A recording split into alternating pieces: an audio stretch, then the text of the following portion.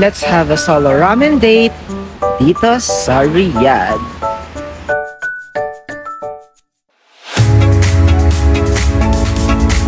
Malaysia, good evening. So, for today's video mga lasya, try natin kumain dito sa Sushi Library dito sa Riyadh. So, nag-order tayo mga lasya dahil gabi nga dito, ayaw kong kumain ng marami. So, nag-order lang tayo ng ramen. Actually, meron silang free bestseller na ramen dito. Meron silang origami, Hoseki, and Ebigati. Sorry kung I cannot pronounce very well kung mga pangalan ng ramen. Pero, ang pinili natin dito mga lasya is... Thank you. So, ang pinili natin dito mga lasya is yung yung Hoseki ramen. Yun ang kakainin natin.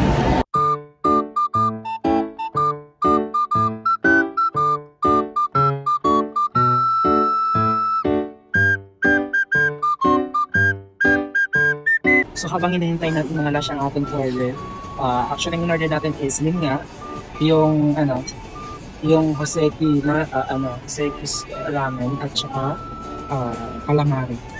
So meron na siyang carb, so hindi na ako nag-order ng ibang na-order kasi gabi.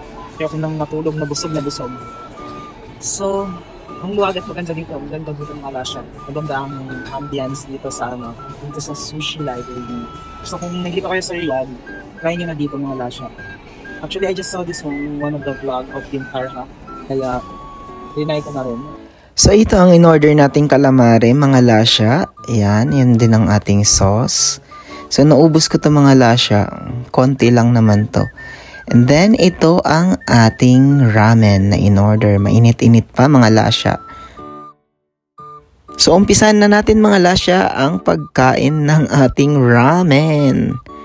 So mainit-init yan mga lasya. Kaya pa konti-konti lang muna ang ating ang ating kain dyan mga lasya. Yan. Unahan muna natin ng ating calamari. Bismillah.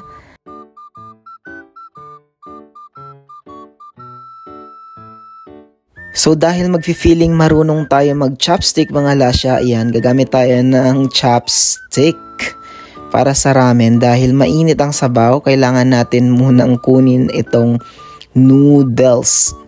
Yan, tingnan nyo naman mga lasya. Mainit-init pa at umuusok-usok pa yung ramen. Yan, sige, kunin mo lang yan.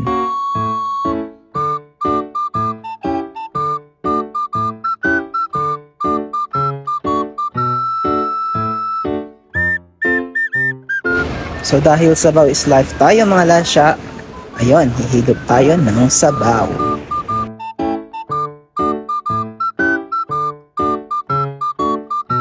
So a solo ramen date mga lasya will works, lalo na pag ang ramen ay masarap.